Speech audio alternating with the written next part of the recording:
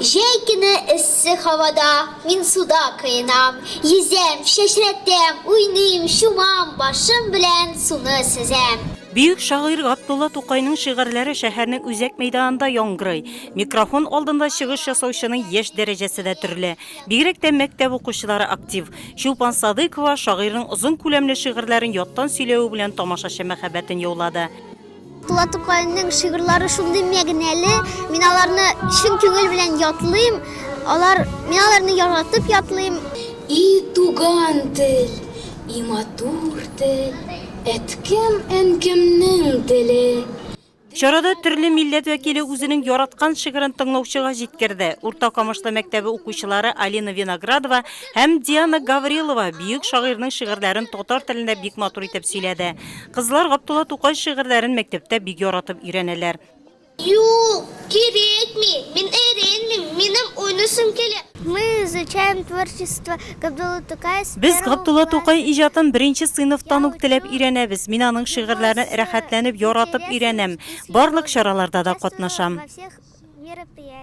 Каждый год 26 апреля мы... Һәр елның 26 апрелендә без татар теле укытучысы җитәкчелегендә бөек шагыйрьгә багышлап чаралар үткәрәбез. Бүген без шигърият бәйрәменә бик теләп бөек шагыйрьнең шигырьләрен укыр өчен махсус килдек. Прочитать стихотворение этого великого поэта Габдулла Тукая.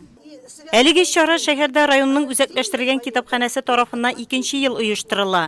Ул язгы мәрхәмәтлелек атнасы, изге эшләр эстафетасы, Мәрхәмәтле Татарстан Республика акциясе кысаларында үткәрелде.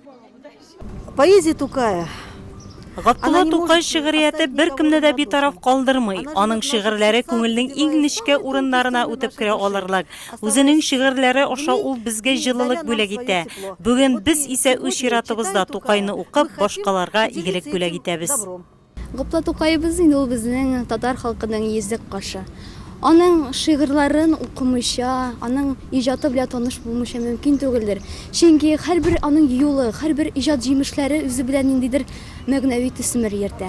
Ул туган тел проблемасы дисеңме, ул дуслык, ул ана белән бала проблемасы дисеңме. Күпме генә нинди генә проблемага калсаң, шуның хәтлек йөрәк түреннән чыккан аның ул шигырьләре. Шигърият бәйрәмендә шагыйрьгә багышлап язылган үз шигырьләрен укучылар да булды. Габдулла Тукай сүзләренә җырлар да яңгырады. Чара бөек шагыйрьнең туган тел җыры белән тәмамланды.